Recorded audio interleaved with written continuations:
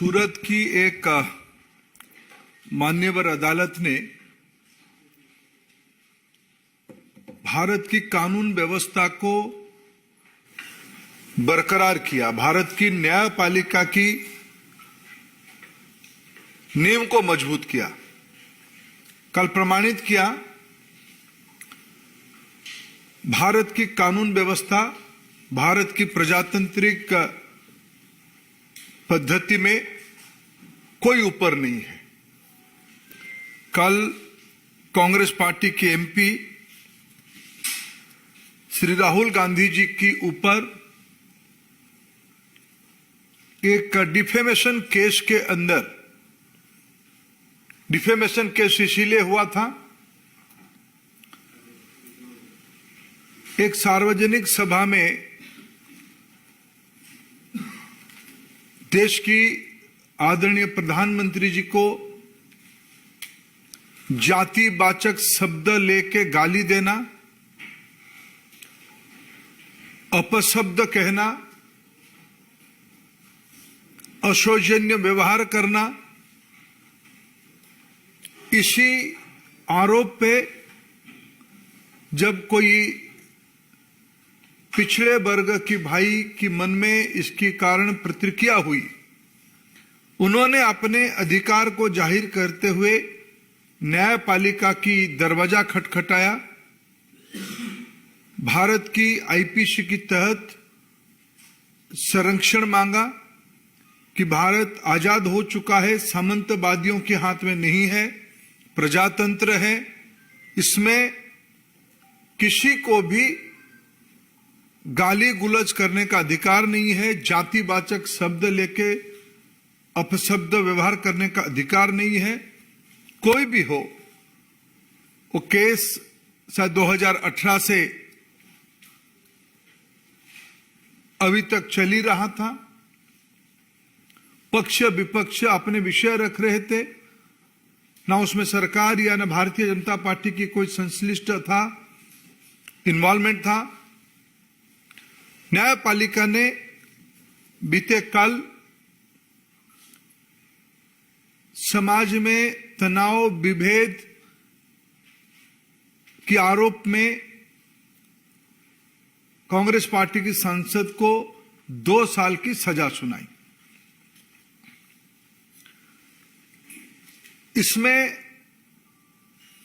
OBC समाज जो आज चट्टान की तरह प्रधानमंत्री नरेंद्र मोदी जी के नेतृत्व के साथ, देश की एससी एसटी वंचित वर्ग जो प्रधानमंत्री नरेंद्र मोदी जी के साथ खड़े हुए हैं, जो स्टेटमेंट के माध्यम से केवल एक बार नहीं अनेक बार उनकी माताजी ने मौत की सौदागर कहा था, जहर की खेती उन्हीं लोगों की मुंह से आई थी, विभिन्न समय में अपशब्द व्यवहार करके एक समाज को, भारत की एक महत्वपूर्ण, भले ही सामाजिक दृष्टि से उनकी मर्यादा आजादी की 75 साल में उतना ना बन पाए, लेकिन प्रजातंत्र में ही अधिकार दिया था, बहुमत ही महत्व रखता है। ऐसे समाज से प्रधानमंत्री आते हैं, इसलिए उस समाज को, जाति को, गरीबी को ताच्छल्य करना, नीचा दिखाना, यह सब सीरीज ऑफ स्टेटमेंट की प्रमाण है। और न्यायपालिका ने उस मानसिकता के खिलाफ जजमेंट दिया, फैसला सुनाया। इसमें समाज को राहत हुई, सुकून मिली। मित्रों, सबको मालूम है भारत की जनप्रतिनिधि कानून 1951 के तहत किसी भी सदस्य को अगर सजा होती है तब उसकी सदस्यता चली जाती है। ये भारत में पहली बार नहीं हुई है। कई विधानसभाओं में और इस लोकसभा में भी कई मान्यवरों की सदस्यता गई है और इनकी पार्टी के पूर्व सदस्य अभी भी राज्यसभा में सदस्य हैं और देश की वरिष्ठ लॉयर कपिल सिब्बल जी ने कल ही कहा था, जजमेंट के साथ साथ सदस्यता जाना तय है। यह बहाना दिखाया जाता कि 30 दिन के समय था, ऐसा नहीं था। कानून कहती है सदस्यता आरोप सिद्ध होने के साथ साथ, दंड विधान होने के साथ साथ चली जाएगी। और मैं आपको एक बहुत पुरानी बात नहीं, लेकिन समय कैसे क्रूर होता है, समय कैसे निष्ठुर होता है, आपको याद दिलाना चाहूंगा। 2013 में जो साहबजादे आज और उनके लिए उनकी चाटुकार छाती पीट रहे हैं, हाय तौबा कर रहे हैं, 2013 की प्रेस क्लब की उस प्रेस कॉन्फ्रेंस को मैं याद दिलाना चाहूंगा। प्रधानमंत्री मनमोहन सिंह जी होते थे, उन्हीं की सरकार होती थी, उन्हीं की घर में ही रिमोट होता था, उन्हीं के फैसला था इस कानून को संशोधन करने के लिए। सजा होने के उपरांत कब सदस्यता जाएगी, उनकी सरकार एक ऑर्डिनेंस लाया था। उस ऑर्डिनेंस की मेरिट पे हमारा कुछ कहना नहीं है, लेकिन उस ऑर्डिनेंस को नॉनसेंस कह के फाड़ने वाले आज जब उसी कानून के चपेट में आए, आज उनको कष्ट हो रहा है। और मेरे मन में तो कभी कभी एक संदेह होती है, क्या वो सच में उनकी पार्टी उनकी सदस्यता को लेकर चिंतित था क्या? उनकी पार्टी में बहुत बड़े बड़े वकील हैं, देश की नामी दामी वकील उनकी पार्टी के वरिष्ठ सदस्य हैं। जब एक सदस्य ने कह ही दिया था कल सजाई घोषणा होते ही सदस्यता जाएगी। आप कुछ दिन पहले आप लोगों के माध्यम से देश देखा है, पवन खेरा जी की वारंट के चंद घंटों में बाद, 1-2 घंटे के बाद वो कोर्ट की दरवाजा खटखटाए, कोर्ट से रिलीफ लेके गए। उनको कौन मना किया था पिछले 24 घंटे में कोर्ट जाने के लिए? 30 दिन उनको मोहलत नहीं था, वो 30 दिन के अंदर अपील कर सकते हो। जाने वो अपना कानून जाने, अपना वकीलों को परामर्श करे, वो जो करना है करे। मैं एक विषय आज यहां गंभीर विषय उठाना चाहता हूं। आप तो एक हैबिचुअल ऑफेंडर हो ही, पहले से भी ऐसे घटना हुई है। मित्रों, कांग्रेस पार्टी चाहती है और विशेष करके उनकी प्रमुख परिवार चाहती है उनके लिए एक अलग आईपीसी बने। उस आईपीसी के तहत उनके ऊपर कोई सजा ना हो, उनके लिए कानून अलग हो, उनके लिए न्यायपालिका अलग हो। लेकिन उनको याद नहीं आ रहा है, भारत पिछले 75 साल से प्रजातंत्र की रास्ता अपना चुका है। हम आजादी का अमृत महोत्सव मना रहे हैं। प्रजातंत्र की इस इंस्टीट्यूशन में कानून सभी के लिए एक प्रकार होते हैं।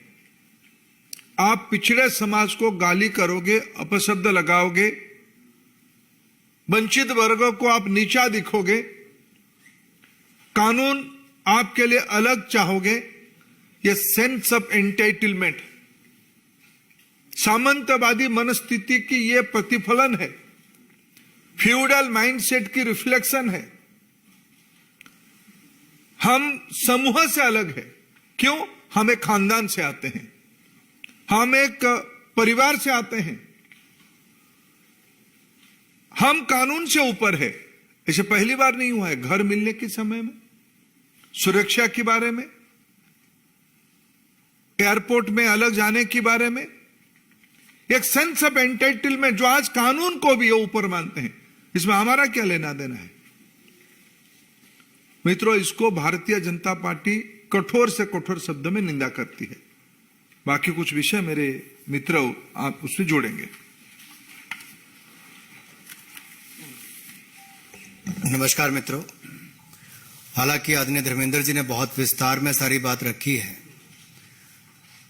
मैं तो इतना ही कहूंगा, भगवान के घर में देर से ही अंधेर नहीं। राहुल जी कहते थे दुर्भाग्य से सांसद हूं, unfortunately I am an MP. So उनको जो एक दुर्भाग्य लगता था आज उससे भी मुक्ति मिल गई है। उनके साथ साथ वायनाड के लोगों को भी इससे छुटकारा मिल पाया। इतने लंबे समय से जो लोकसभा के सदस्य हों, ना कभी अमेठी के लिए 5 वर्षों में एक सवाल पूछ पाए 2009 से 14 तक, और इतने वर्षों में मात्र 21 डिबेट्स में भाग लेना तो अपने आप में दिखाता है कि वर्ष उतने हो गए लेकिन उतनी डिबेट्स में पार्टिसिपेट नहीं किया।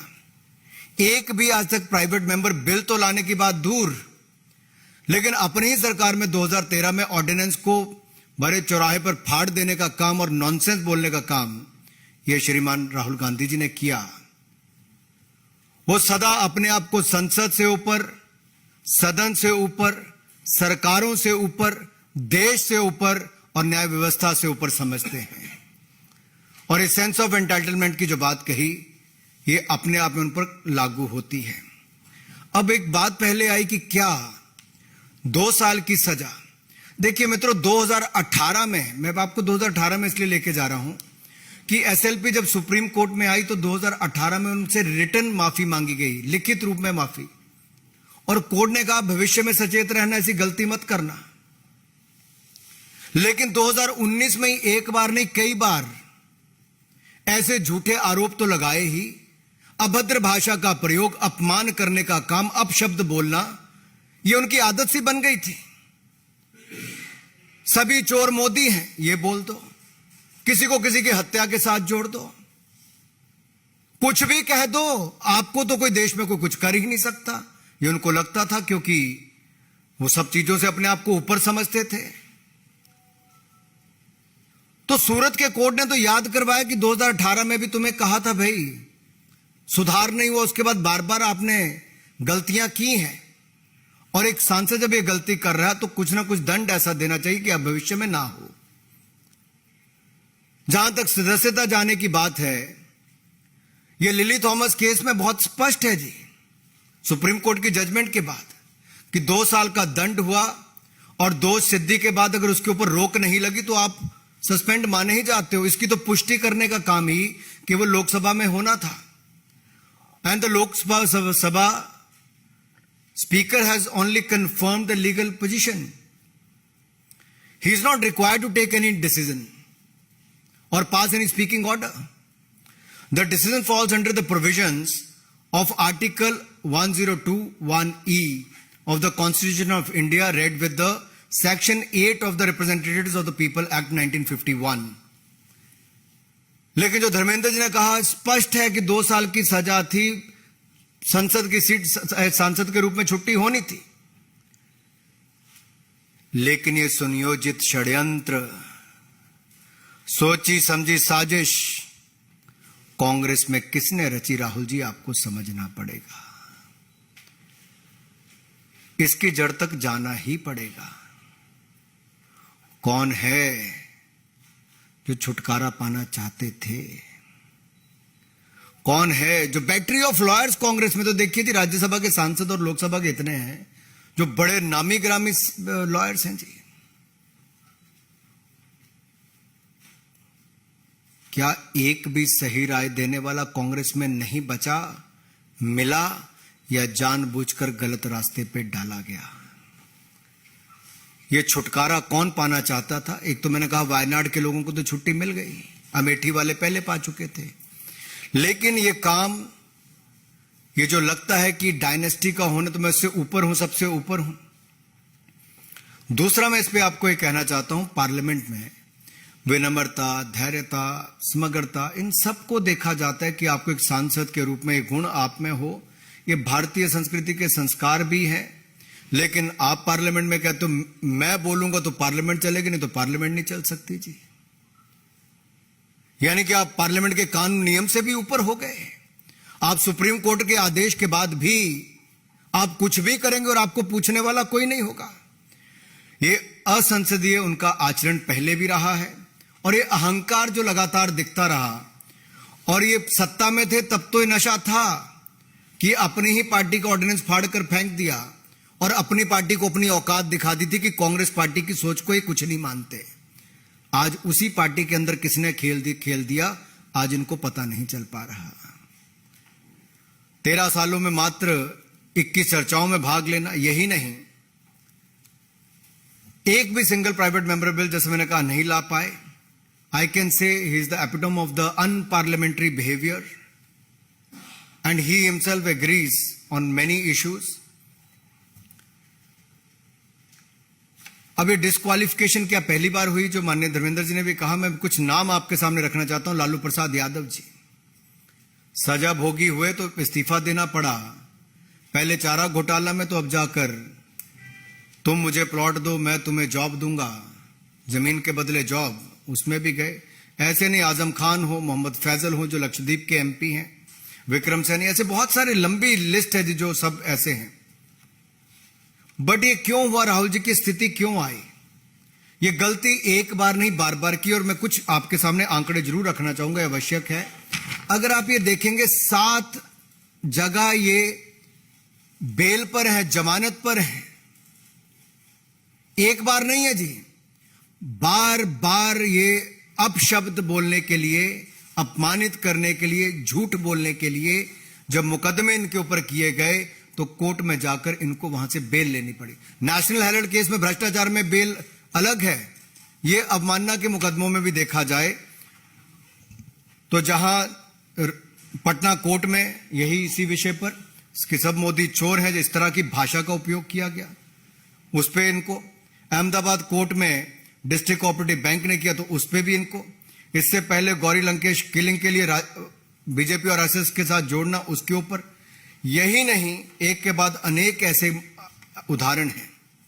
सो in the end you could say Rahul Gandhi ji is a habitual loose cannon and he thinks he can speak anything without ever facing the consequences. ऐसा लगता था कि देश के कानून और देश के कोई व्यक्ति इनके ऊपर कुछ कर ही नहीं सकता। और देश को बांटने की सोच तो कांग्रेस की पहले दिन से रही थी। जाति धर्म संप्रदाय के नाम पर बांटना अलग बात थी, अब तो धर्मेंद्र जी ये अपमानित करने पे आ गए ओबीसी समाज को जो किया है। 3 साल थे इनसे माफी मांगने के लिए, किसी से माफी तक नहीं मांगी। मोदी जी के ऊपर एक बार नहीं बार बार अपशब्दों का उपयोग करना, अपमानित करना इनकी आदत बन गई। लेकिन एक बड़े वर्ग को, ओबीसी समाज को इस तरह से करना। दूसरा, ये वायनाड के सांसद बने तो उन्होंने अमेठी वालों के बारे में अपशब्द, नॉर्थ इंडियंस के बारे में अपशब्द बोल दिए, आप भूले नहीं होंगे। यही नहीं, जम्मू कश्मीर गए तो वहां पर जाकर भी वहां पर बांटने का काम किया कि लोकल को नौकरी मिले, और सब जब इस तरह की बातें करनी शुरू कर दी। अरे बाकी तो छोड़िए, ये असम के चुनाव में गए तो चाय की बात करके गुजरात और उसमें दरार पैदा करना शुरू कर दिया। यहां कहां रुके? ये भारत को एक यूनियन ऑफ स्टेट्स भी कहते हैं और देश के बाहर जाकर भी भारत को कह देते हैं India is like a European union. या तो इनको देश के फंडे क्लियर नहीं है, खुद ज्यादा के जानबूझ के ऐसे बयान देते हैं कि मीडिया की सुर्खियों में बने रहें। और ये लगातार कश्मीर के बारे में जो कहना, जो 370-35 से नेहरू जी की देन थी, जो इनके कारण बेड़ा गर्क वहां पे हुआ था, लोगों की जाने गई, उससे बचाने का काम मोदी जी की सरकार ने किया। ये विदेश में जाकर उसके बारे में भी गलत बोलते हैं। ये अरुणाचल प्रदेश को भारत का हिस्सा नहीं मानते, इसके ऊपर कोई जवाब देने के लिए तैयार नहीं। भारत की वैक्सीन के बारे में गलत टिप्पणी करते हैं, उस पर विश्वास नहीं हो। जहां मोदी जी की सरकार, मोदी जी सबका साथ, सबका विकास, सबका विश्वास, इस पर काम करते हैं, ये लोग समाज को बांटने का काम, और विशेष तौर पर एक वर्ग को जो लगता है कि मोदी जी अगर उससे आते भी हैं उसको बार बार अपमानित करने का काम करते हैं। तो मैं तो इतना ही कहूंगा अंत में, अगर आपका कोई सवाल हो, कि ये जो बहुत पहले से होना था ये अब होके रहा है, और ये एक बार नहीं, राहुल गांधी जी ने बार बार ऐसे अपराध किए हैं। कुछ लोगों के सवाल नहीं। सुजीत ठाकुर जी। सर, मेरे 2 सवाल हैं। एक तो अनुराग ठाकुर जी से है। आपने कहा कि कांग्रेस पार्टी में जिस तरह के आपको क्या वहां को डिवीजन है राहुल गांधी के खिलाफ। धर्मेंद्र प्रधान जी, आपसे दूसरा सवाल बता दी पूछ लेता हूँ कि लोकसभा मुक्त राहुल गांधी क्या भारतीय लोकतंत्र के लिए सुसंगत सकते हैं? देखिए, आज तो कोर्ट ने ही किया है, इसमें सरकार और मेरे पार्टी के कोई संबंध नहीं है। मैंने फिर कहा कि देश में प्रजातंत्र है, एक इंडिपेंडेंट जुडिशियरी है। जब आपको सुविधा होती है आप जुडिशियरी के साथ खड़े हो जाते हो, जब आपको असुविधा होती है आप जुडिशियरी को गाली देते हो, प्रजातंत्र को खतरे में करते हो। इसमें प्रजातांत्रिक तरीके से कोर्ट ने अपने काम किया, लेकिन आप एक विषय रखा है। मैं तो कहूंगा 2019 में भारत की गरीबों ने, पिछड़ों ने, दलितों ने, आदिवासियों ने उनको अपना जगह पे बिठाया है। 14 की मैंडेट की नेचर अलग था, 19 की मैंडेट की नेचर अलग था। इसी अहंकार को 19 ने लोगों ने जवाब दिया। आनंद पांडे, मैं तो इतना ही कहूंगा कि राहुल गांधी जी को निपटाने वाले कौन है? ये सोची समझी साजिश रचने वाले कौन है कांग्रेस के अंदर? अगर पवन खेड़ा जी के लिए चंद घंटों के अंदर वकील पहुंच सकते थे तो श्रीमान राहुल गांधी जी के लिए क्यों नहीं?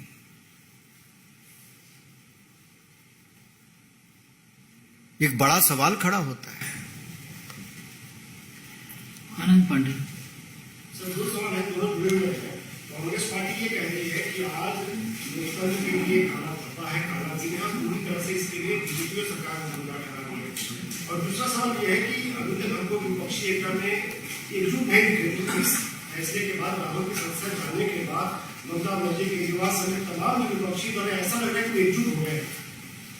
ये विषय शून्य मिलके शून्य के साथ शून्य ही होते हैं। 0 + 0 = 0। बाकी रहा न्याय की, सत्य की, प्रजातंत्र की। हम ये बार बार मैं कह रहा हूं, ये ना भूले, ये मान्यवर कोर्ट ने ही ये जजमेंट दिया है। ये कोई एक रात में कंप्लेन हुआ, दूसरे दिन जजमेंट आई नहीं है। कोर्ट ने कई बार मौका दिया है, सुप्रीम कोर्ट ने फटकार लगाई है। 4 कोर्ट में केस चल रहा है। कोर्ट के केस की नेचर एक ही है, गाली गुलज, अपशब्द, जाति को उस्काना, जाति को नीचा दिखाना, अंडरमाइन करना। यह सामंतवादी मानसिकता के लिए कोर्ट ने विषय कहा। इसमें बीजेपी कहां आया, सरकार कहां आया? और बाकी शून्य मिलकर शून्य के साथ और शून्य बड़ा हो जाएगा, हमें कोई आपत्ति नहीं है। मोहित भट्ट। सर, इस सवाल से थोड़ा जुड़ा हुआ सवाल है सर, क्योंकि सारे जो पॉलिटिकल पार्टीज हैं वो अब सामने आए हैं और सारे पॉलिटिकल पार्टीज ने एक ही चीज बोली है कि डेमोक्रेसी का अंत हो चुका है। तानाशाही, चाहे अरविंद केजरीवाल हो, चाहे स्टालिन हो, चाहे उद्धव ठाकरे हो, तो सारे के सारे बीजेपी पे अटैक करें, जबकि ऑर्डर कोर्ट से आए, कोर्ट के ऑर्डर पे कुछ लोग हैं, बट सारे आगे से डेमोक्रेसी पे सवाल उठा रहे हैं। मैं आपकी संरक्षण चाहता हूं, इसलिए आप सच को दिखाते रहिए। कभी कभी आपको भी गाली देते हैं, मीडिया भी कभी कभी सच जब दिखाता है उनको भी गाली गुलज होती है। आज अरविंद केजरीवाल जी को तो गुस्सा होना स्वाभाविक है। स्वच्छता की बात कह के आने वाले व्यक्ति रंगे हाथ पकड़े गए, 2 मंत्री उनकी जेल में पहुंच गए थे। इसलिए यह विषय को कितने भी लोग, मैंने कहा 0 + 0 = बिग 0। विकास जी।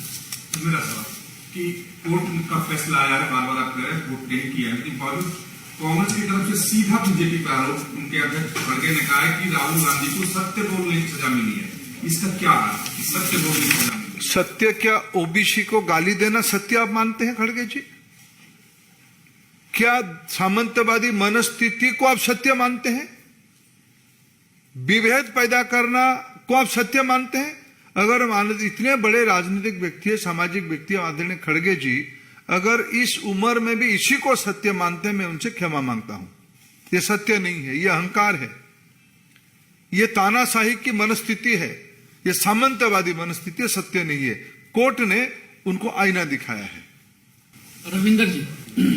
सर, दो सवाल है कि कांग्रेस का कहना है कि शहीद का बेटा है, शहीद प्रधानमंत्री के बेटे हैं राहुल गांधी, और उनके साथ अन्याय, और ये भी कहा कि जैसे इंदिरा गांधी के खिलाफ हुआ, चुनाव हारी, लेकिन कमबैक की, और पूरे जो उसमें जो सरकार थी उसको तहस नहस कर दिया जा रहा है। उसी तरह से राहुल गांधी फिर से कम करेंगे। और दूसरा, राहुल गांधी के सदस्यता जाने से जो वैकेंसी हुई है, क्या लगता है केजरीवाल हो या दूसरे ये इसको पूरा करना चाहते हो? देखिए, मूल बात ये सारे भ्रमात्मक बातों से दूर नहीं होती है। अभी मेरे सहयोगी अनुराग जी ने पूरा ब्यौरा दिया, किस कोर्ट में, किस भाषा में, किस कारण से किस कोर्ट में केस चल रहा है, उनके ऊपर सुप्रीम कोर्ट ने क्या कहा है, उनके ऊपर उनकी पार्टी के लोगों ने क्या कहा है। अभी अभी आप ही लोगों की एक पत्रकार वार्ता में उनके साथ बैठे हुए उनकी सहयोगी उनको हाथ पकड़ रहे थे। तो सत्य क्या है? उसके लिए भी क्या भारतीय जनता पार्टी जिम्मेवार है या सरकार जिम्मेवार है? किसी की नाकामी, किसी की अहंकार, किसी की गाली गुलज की भाषा, मूल जो विषय मैंने कहा था, सेंस ऑफ एंटाइटलमेंट, हमें कोई कुछ नहीं कह सकता। देश हमारी पुरखों से जागीर है, हम खानदानी तरीके से देश को शासन करने के लिए आए हैं। वो भूल रहे हैं कि बहुत बड़ी संघर्ष के बाद 1947 में देश को एक राजनीतिक अधिकार मिला है, उसको भूलना चाहते हो। उस मुगालत में एक काला चश्मा लगा के वो घूम रहे हैं। सर, एक सवाल है, जिस तरीके से आपने कहा कि ओबीसी समाज के बारे में बात कही गई या अन्य चीजों के बारे में जो और भी चीजें हैं, कोर्ट में वो मामले हैं, लेकिन पूरा विपक्ष और कांग्रेस पार्टी इस पूरे मामले को संविधान की हत्या और तमाम चीजें कह रही है। क्या बीजेपी कोई कार्यक्रम लॉन्च करेगी कि इसके बारे में आम लोगों तक जाकर के बताया जाए कि असल कारण ये है, जबकि दुष्प्रचार हो रहा है? देखिए, हम तो आप ही के संरक्षण इसलिए चाहें कि देखो, ये देश सब देख रहा है। नॉनसेंस किसी ने कहा था, किस विषय पे कहा था, और आज कौन उसमें से जाल में फंसा हुआ है, ये देश सब उसको देख रहा है। इसीलिए मैंने कहा 14 में लोगों ने एक मैंडेट दिया था, 19 में इस गाली गुलज की उत्तर लोगों ने दिया है। प्रजातंत्र की ताकत को कोई कम ना आंके, और मेरे बात हुआ तो प्रजातंत्र है, नहीं तो प्रजातंत्र की हत्या है, ये एक तरफा बात सिर्फ सामंतवादी ही कहते हैं।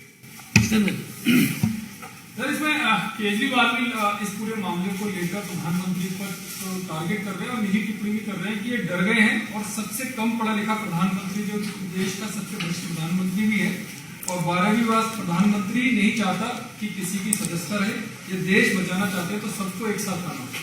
देखिए, वो सब एक साथ आ जाए, हमें कोई आपत्ति नहीं। देश मोदी जी के साथ है, वो तो मोदी जी की कब्र खोद रहे हैं। मैंने, हमारी प्रतिद्वंदियों के पास मुद्दे नहीं है, अपशब्द है, गाली है, मोदी जी के प्रति ईर्षा है। ये मैं इनको मानता हूं, ऐसे ये मोदी जी के प्रति ईर्षा नहीं है। भारत की प्रजातंत्र की मैंडेट के खिलाफ ये बयान दे रहे हैं, भारत की गरीबों के खिलाफ ये बयान दे रहे हैं, भारत की पिछड़ों के खिलाफ। एक सामान्य घर की व्यक्ति आज कैसे देश की नहीं विश्व की आस्था स्थापित किया है, ये उनकी ईर्षा की। अभी अभी देश में इटली की प्रधानमंत्री जी आई थी, उन्होंने कहा कि वैश्विक समस्या के समाधान मोदी जी ही कर सकते हैं। यह स्टेटमेंट और एक भ्रष्ट नेता की स्टेटमेंट देश तुलना करती है। इसलिए हमें प्रजातंत्र में पूरा भरोसा है, देश की लोगों पे भरोसा है, देश के लोग आज मोदी जी के साथ हैं। इस पे मैं केवल इतना ही ऐड करूं, एक अगर कहें केजरीवाल जी पे, तो जिसका राजनीति में आना ही झूठ के आधार पर हुआ है, जिसके आधे से ज्यादा मंत्री भ्रष्टाचार के चलते इस्तीफा देना पड़ा, 10 महीने में जो इनके मंत्री जेल में पड़े थे भ्रष्टाचार के मामले में, उसके लिए भारत रत्न की जो मांग करता है, दूसरा शराब घोटाले में जो इनके उप मुख्यमंत्री जेल में हैं, उनकी तुलना शहीद भगत सिंह से करते हैं, तो इनकी मानसिकता क्या है आप समझ सकते हैं। और माननीय अरविंद केजरीवाल जी, एक नहीं पंजाब में भी आपकी वही हालत थी, 2 महीने के अंदर आपके स्वास्थ्य मंत्री को इस्तीफा देना पड़ा। भ्रष्टाचार का नंबर 1 उदाहरण अरविंद केजरीवाल जी, झूठ बोलने के नंबर 1 उदाहरण अरविंद केजरीवाल जी। तो ऐसों से तो हमें कोई सर्टिफिकेट नहीं चाहिए। कम से कम प्रधानमंत्री नरेंद्र मोदी जी वो हैं जो 2001 से लेकर 2023 तक इन 22 वर्षों में एक एक पल देश के लिए जिए हैं, समर्पित रहे हैं, देश को आगे बढ़ाने का काम किया है, एक छुट्टी अपने तक के लिए नहीं ली, देश के लिए जिए हैं। और तभी तो फ्रेजाइल 5 इकोनॉमीज से फर्स्ट 5 इकोनॉमीज में लाकर भारत को खड़ा किया है। तभी तो उनके नेतृत्व को दुनिया ने 3 साल लगातार सबसे लोकप्रिय नेता के रूप में प्रधानमंत्री मोदी जी को 78% वोट के साथ चुना है। तो सर्टिफिकेट नहीं इनका चाहिए, सर्टिफिकेट भारत की जनता देती है। भारत की जनता ने राहुल गांधी जी को 2019 में ही नकार दिया था और 2014-2019 में मोदी जी को पहले से ज्यादा वोट दिलाकर, सीटें दिलाकर जिताया था। छोटा सवाल है कि ओबीसी और पिछड़ों की बात हो रही है, तो क्या ओबीसी प्रदेश भर के ओबीसी समुदाय में आप लोग गांव की जाति पे जाओगे बताने के लिए कि कैसे राहुल गांधी ने ओबीसी समाज को अपमानित किया है? क्या बीजेपी कैंपेन चलाएगी ओबीसी समाज के बीच? देखिए, आज ओबीसी समाज आहत हुई है। ये स्वाभिमान की बात है, ये एक अस्मिता की बात है। न केवल ओबीसी समाज देश की सामान्य पृष्ठभूमि की लोगों की कैसे ये सामंतवादी इज्जत करते हैं, ये इसकी प्रमाण है। ये देश में कोई अभियान चलाने की आवश्यकता नहीं है, ये अपने आप में एक प्रसंग बनी है। 2019 की चुनाव इस बयान के बाद सबसे बड़ा जन अभियान था, ये आगे चलते रहेगा। मित्रों, इसके बाद एक मिनट, ऐसा है अभी कैबिनेट की बैठक है, दोनों माननीय मंत्री जी को जाना है। बहुत लोगों के सवाल नहीं ले रहे, आपका एक सवाल ट्वीट क्या है? रुकिए, प्रियंका जी ने ट्वीट किया है कुछ पहले, और उस ट्वीट का सार ये है कि 2 तरह के कानून है, एक बीजेपी वालों को लेकर, एक विपक्ष को लेकर। उन्होंने लिखा है कि प्रधानमंत्री जी ने भरी संसद में कश्मीरी पट्टे समाज का अपमान कहकर कहा कि सर्दी भी नहीं लगा। कई और भी लिखा है जिनको लेकर पहले भी कहते रहे, ईडी सीबीआई के मामले में भी। तो ये आरोप आपकी सरकार को लगते हैं कि 2 तरह कानून है, आपके नेता जब वही काम करते हैं तो उस तरह से नियम कायदे कानून नहीं काम करते, विपक्ष पर वो चीज सरकार। प्रियंका गांधी जी से मैं पूछना चाहता हूं कि टेरर फंडिंग वाले पे जो संस्था जांच करती है, FATF, उसने कांग्रेस के भ्रष्टाचार के मॉडल को भी केस स्टडी के रूप में लिया और उसमें प्रियंका गांधी जी के भ्रष्टाचार का सामने आया कि 2 करोड़ रुपए के बदले पद्म भूषण देने की उन्होंने बात की। जिस बेचारे को दबाव डाल के भ्रष्टाचार के अंतर्गत, मैं बेचारा इसलिए कह रहा हूं क्योंकि प्रियंका गांधी जी का दबाव, इनके नेताओं का दबाव, पेंटिंग बेची गई पद्म भूषण के बदले करोड़ों रुपए लिया गया, कहां गया, किसने खाया, उसका जवाब तो आज तक दिया नहीं 15 दिन में प्रियंका जी ने। क्या जवाब देंगी? सर, अभी राहुल गांधी ने किया है कि मैं भारत की आवाज हूं, भारत की आवाज के लिए लड़ रहा हूं, मैं हर कीमत चुकाने को तैयार हूं। राहुल गांधी उचित होता जाके कोर्ट में जवाब दे देते हो। अगर कोर्ट में उत्तर देते, शायद उनको आज ये नौबत दिखने को नहीं मिलता। वो सही जगह पे सही बात नहीं कहते हैं, इसलिए उनको ये भुगतना पड़ा है।